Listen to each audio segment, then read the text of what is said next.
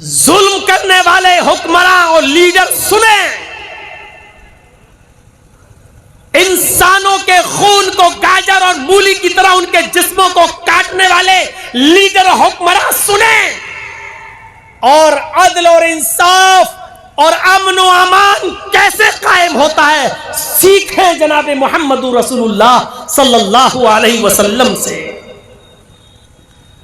ایک عورت حیرہ شہر سے اکیلی چلے گی اور مکے تک آئے گی، اس کے ساتھ کوئی نہیں ہوگا، وہ اکیلے آئے گی، وہ مکہ شہر میں آئے گی، خانہ کعبہ کا طواف کرے گی، صفا مروہ کی سعی کرے گی، خانہ کعبہ کا طواف کرے گی، صفا مروہ کی سعی کرے گی، اور سیدھے اپنی سواری پر بیٹھ کر حیرہ شہر واپس چلی جائے گی۔ اس کو کوئی ہاتھ لگانے والا نہیں ہوگا، اس کو کوئی چھونے والا نہیں ہوگا، اس کو کوئی ٹچ کرنے والا نہیں ہوگا، اس کی عزت و آبرو پر کوئی حملہ کرنے والا نہیں ہوگا۔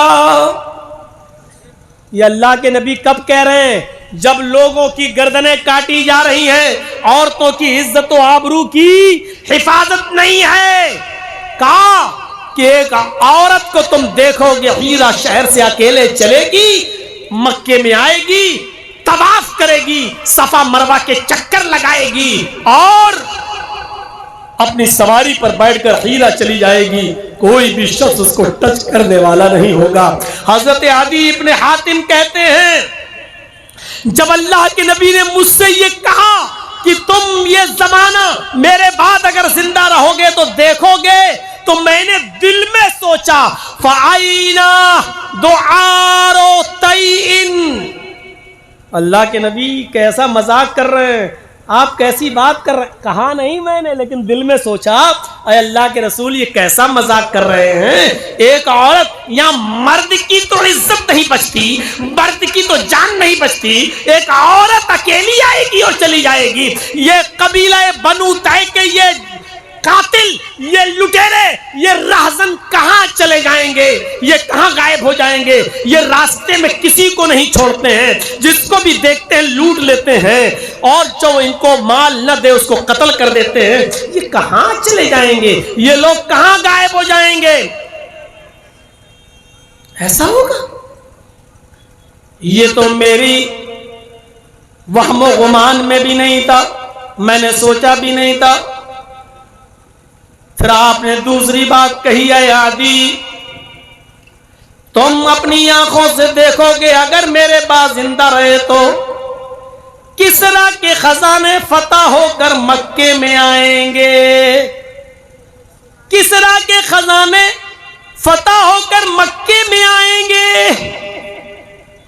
اللہ کے نبی صلی اللہ علیہ وسلم نے جب یہ کہا کہ کسرا کے خزانے فتح ہو کر مکے میں آئیں گے، تو میں نے نبی کا چہرہ دیکھا، وہ کسرا جو بڑا طاقتور بادشاہ تھا اور جس کے بارے میں عقیدہ تھا لوگوں کا کہ ان کو کوئی فتح نہیں کر سکتا، ان کو کوئی جیت نہیں سکتا۔ مسلمانوں، ہم نے ان چیزوں کو جیتا ہے، تم ہو کہاں؟ تم معمولی سا کشن گنج جیتنے کے لیے اتنا تڑپتے ہو، تم چاہو تو پورا بہار اپنی مٹھی میں لے سکتے ہو۔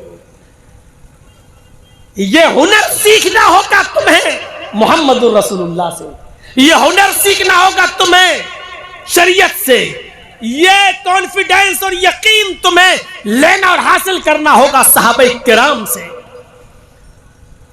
جب اللہ کے نبی نے یہ کہا کہ کسرا کے خزانے فتح ہو کر وہ مکے میں آئیں گے، تو عدی ابن حاتم کہتے میں نے نبی کا چہرہ دیکھا اور میں نے کہا اللہ کے رسول کس کسرا کی بات کر رہے ہیں آپ؟ کون سے کسرا کی؟ کسرا ابن ہرمز، یہی کسرا جو بادشاہ ہے، اس بادشاہ کی بات کر رہے ہیں، کسرا ابن ہرمز کی۔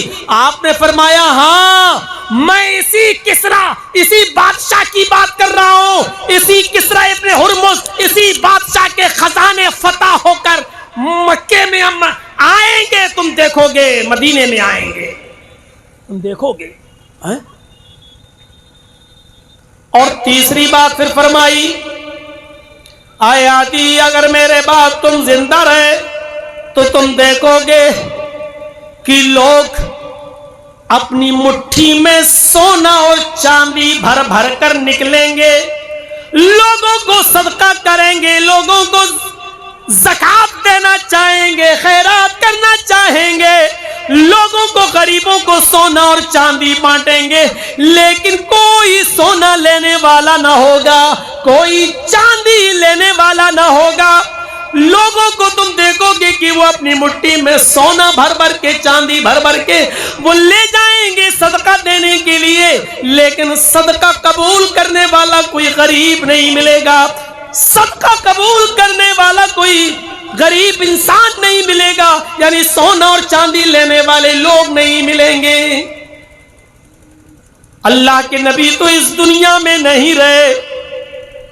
आदि इब्न हातिम ने अपने दोस्त को, अपने साथी को बताया, क्या है मेरे साथी, गौर से सुनो, दो चीजें तो मैंने जनाब मुहम्मदुर रसूलुल्लाह की बताई हुई अपनी जिंदगी में देख ली है, दो चीजें तो मेरी जिंदगी में पूरी हो गई हैं। मैं देखता हूं मुल्क शाम से, हीरा शहर से एक औरत अकेली आती है, अपनी सवारी पर बैठ कर आती है और वो खाने काबा में तवाफ करती है, सफा मरवा की चक्कर लगाती है, सही करती है और फिर मुल्क शाम चली जाती है।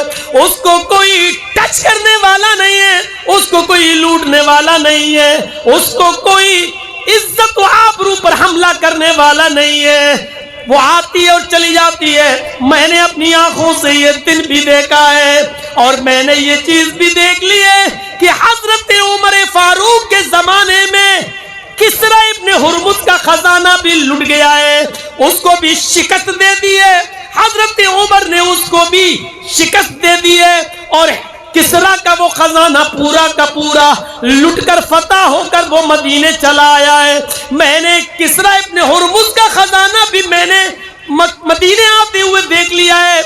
नबी की ये दो पेशीन गोइयां तो मेरी जिंदगी में पूरी हो गई हैं, एक पेशीन गोई रह गई है। अगर मेरे बाद तुम जिंदा रहोगे तो तुम देखोगे कि लोग सोने और चांदी को मुट्ठी में भर भर के ले जाएंगे कि इसकी ज़कात दे दें, सदका दे दें, खैरात दे दें, लेकिन कोई लेने वाला नहीं होगा।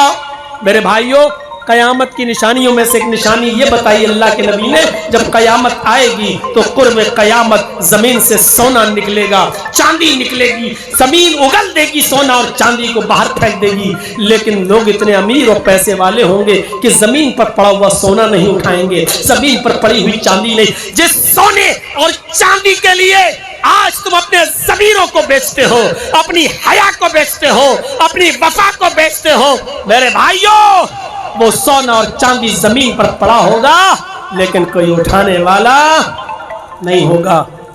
ये शाम से एक औरत अकेली आती है और हज करके उम्रा करके वापस चली जाती है। जानते हो ऐसा क्यों?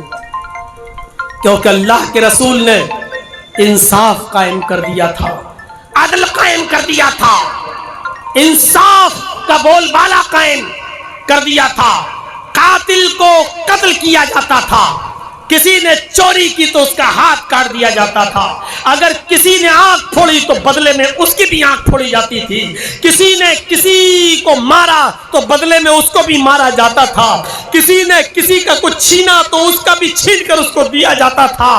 अदल और इंसाफ का बोलबाला ऐसा कायम किया कि लोगों ने लूटे हुए माल जिनके लूटे थे उनको वापस कर दिए। ये अदल और इंसाफ जहां रहेगा अमन होगा, अमन होगा, अमन होगा, और जहां अदल और इंसाफ नहीं होगा वह अमन नहीं होगा।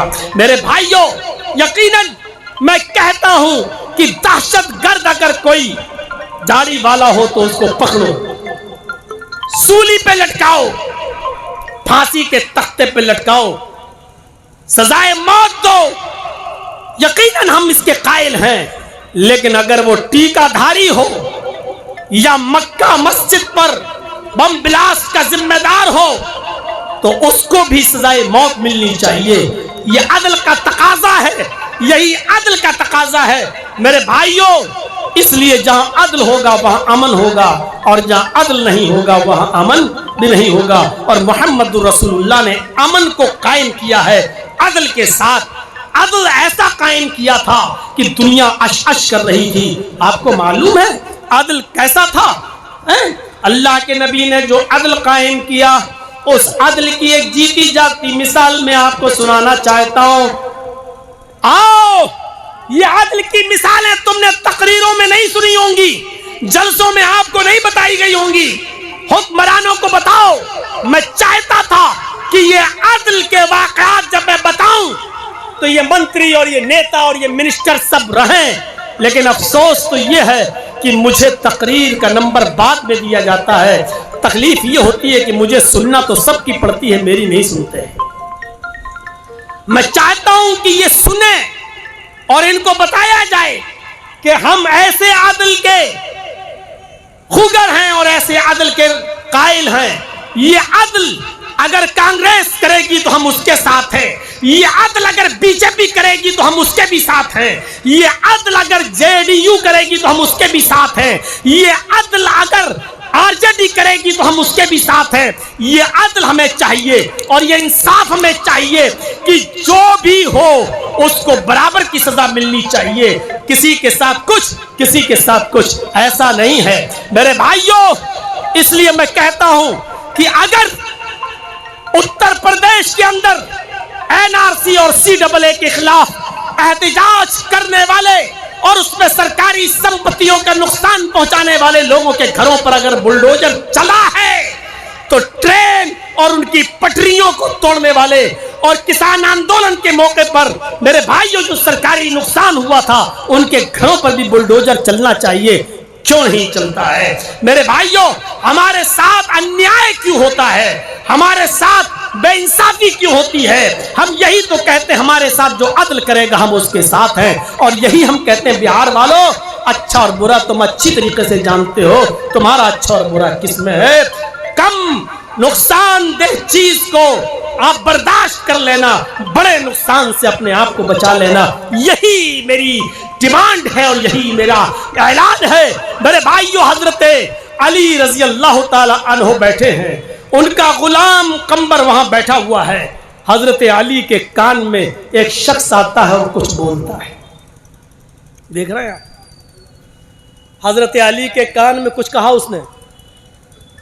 حضرت علی نے کہا کہ تم اس بات کو قبول کرتے ہو؟ اس نے کہا جی۔ حضرت علی نے اپنے غلام قمبر سے کہا، بخاری شریف کی حدیث ہے، اپنے غلام قمبر سے کہا جاؤ اس کو کوڑے لگاؤ، اور بتا دیا اتنے کوڑے لگاؤ۔ ان کے غلام قمبر نے کوڑے لگائے، جس کو کوڑے مارے گئے، مجلود، جس کو کوڑے پڑتے ہیں اس کو عربی میں کہا جاتا ہے مجلود۔ جس کو کوڑے لگائے گئے وہ مجلود، وہ کوڑے کھانے والا آدمی آتا ہے اور آ کر حضرت علی کے کان میں کچھ کہتا ہے۔ حضرت علی نے اپنے غلام قمبر کو بلایا، ادھر آؤ، میں نے تم سے اتنے کوڑے مارنے کے لیے کہا ہے۔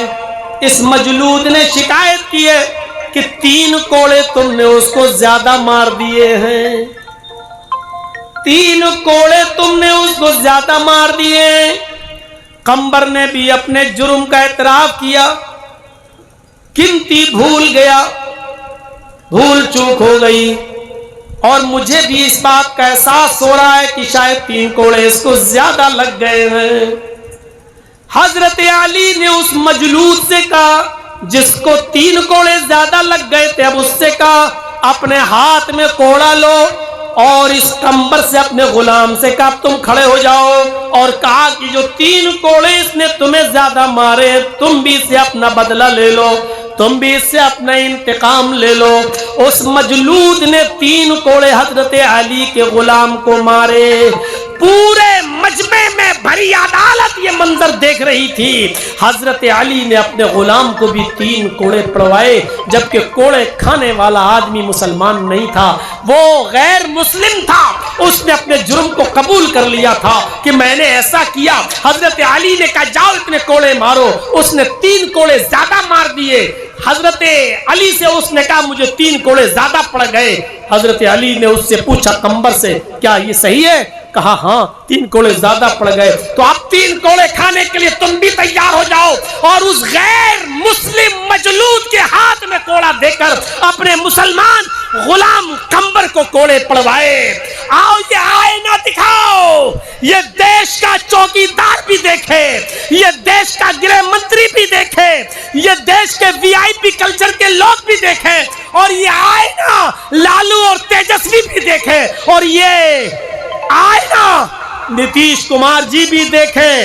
ہمیں ایسے انصاف کی ضرورت ہے، ایسا عدل جو بھی ہمارے ساتھ کرے گا ہم مسلمانوں کے ووٹ کا وہ حقدار ہوگا۔ ہمیں ایسا انصاف چاہیے، ہمیں نہیں معلوم کہ تم کون ہو، ہم یہ چاہتے ہیں کہ ہمیں سوتیلا ویوہار ہمارے ساتھ نہ کیا جائے، ہمارے ساتھ گستاخی نہ کی جائے، ہمیں بھارت کا برابر کا ناگرک سمجھا جائے، ہمیں برابر کا حصے دار بھی سمجھا جائے، اور جو ہمارے ساتھ حق اور انصاف کی بات کرے گا ہم اس کو اپنا ووٹ دیں گے۔ ہمارا کوئی دشمن نہیں ہے، دشمنی اگر اپنے حال و چال سے دکھاؤ گے تو ہم اتنے اندھے بھی نہیں ہیں کہ ہم اس کو سمجھتے نہیں ہوں۔ میرے پیارے ساتھیوں، اللہ تعالیٰ نے ہمیں آنکھیں بھی دی ہیں اور ووٹ کہاں دینا ہے اس کے لیے ہمیں دماغ بھی دیا ہے، اس لیے ہم آنکھوں سے دیکھیں گے بھی اور دماغ سے ہم کام بھی لیں گے۔ اس لیے سنتے چلیے، حضرت علی نے اپنے غلام قمبر کو بھی کوڑے لگوائے۔ کبھی کبھی آپ نے دیکھا ہوگا بھیڑ میں پولیس لاٹھی چارج کر دیتی ہے۔ قاضی شرح کی عدالت ہے، ایک مقدمے کی سنوائی ہے، اس میں غیر مسلموں کی بھیڑ لگی ہوئی ہے، مسلمانوں کی بھی بھیڑ لگی ہوئی ہے، اور قاضی شرح جانتے ہو کون قاضی ہیں؟ قاضی شرح وہ ہے جنہوں نے اپنے بیٹے تک کو سزا دی تھی، اپنے بیٹے کے خلاف بھی سزا سنائی تھی۔ قاضی شرح وہ ہے کہ جب ان کا بیٹا مدرسے میں پڑھتا تھا تو مدرسے کے ٹیچر نے شکایت کی کہ آپ کے بیٹے نے کسی نائی سے، حجام سے، باربر سے بال کٹوائے، اور عصر کی نماز کا وقت قریب تھا۔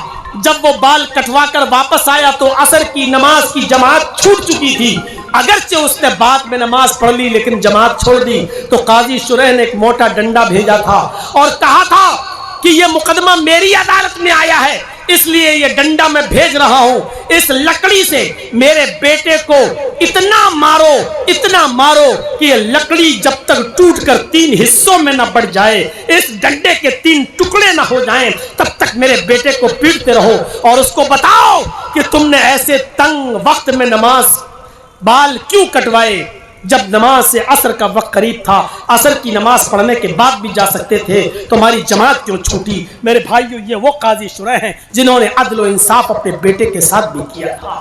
ان کی ایک عدالت میں ایک فیصلے کے دن غیر مسلم اور مسلمانوں کی بھیڑ لگی ہوئی ہے، لوگ دیکھنا چاہتے ہیں۔ اسی بھیڑ کے اندر دربان نے، جو قاضی شرح کا دربان تھا، آج کل بھی عدالت میں لوگ کہتے ہیں نا، جو لکڑی پکڑے لیے کھڑے رہتے ہیں اور کہتے ہیں فلاں حاضر ہو، آؤ تمہارا مقدمہ ہے۔ ہم سے زیادہ کورٹ کچہری آپ نے تو شاید نہیں دیکھی ہوگی، نہ سمجھی ہوگی۔ تو میرے بھائیو، آج بھی کورٹ و کچہریوں میں لوگ رہتے ہیں، جو جج کے بالکل قریب بیٹھتا ہے وہ، اس کو اردو میں دربان کہا جاتا ہے، دربان۔ میرے بھائیو، قاضی شرح کو لوگ گھیر رہے تھے تو دربان نے ایک کوڑا مار دیا۔ ایک کو ماریں گے تو سب بھاگ جائیں گے، ایک غیر مسلم کو کوڑا لگ گیا۔ ایک کوڑا جیسی پڑا، بھیڑ تتر بتر ہو گئی، ادھر ادھر ہو گئی، لیکن جس کو کوڑا پڑا وہ وہیں کھڑا ہو گیا۔ قاضی شرح نے کہا کہ بھیڑ ادھر ادھر چلی گئی، تم کیوں کھڑے ہو؟ اس نے کہا قاضی صاحب، آپ کی عدالت میں ابھی میرا ایک کیس ہم درج کرنا چاہتے ہیں۔ کہا کیا ابھی بھیڑ کو تتر بتر کرنے کے لیے آپ کے دربان نے کوڑا مارا اور وہ پوری بھیڑ میں یہ کوڑا مجھے لگائے؟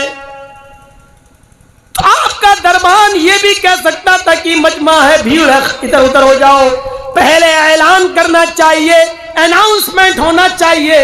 بھیڑ کو بھگانے کے بہت سے طریقے ہیں، لیکن ڈائریکٹ کوڑا مار دیا گیا. نہ کوئی انفارمیشن دی گئی، نہ یہ کہا گیا کہ بیٹھ جاؤ یا خاموش ہو جاؤ یا ادھر عدالت سے چلے جاؤ. اس طریقے کی کوئی آواز نہیں لگائی. کوڑا اٹھایا اور کوڑا ڈائریکٹ مارا، اور وہ کوڑا مجھے لگا ہے.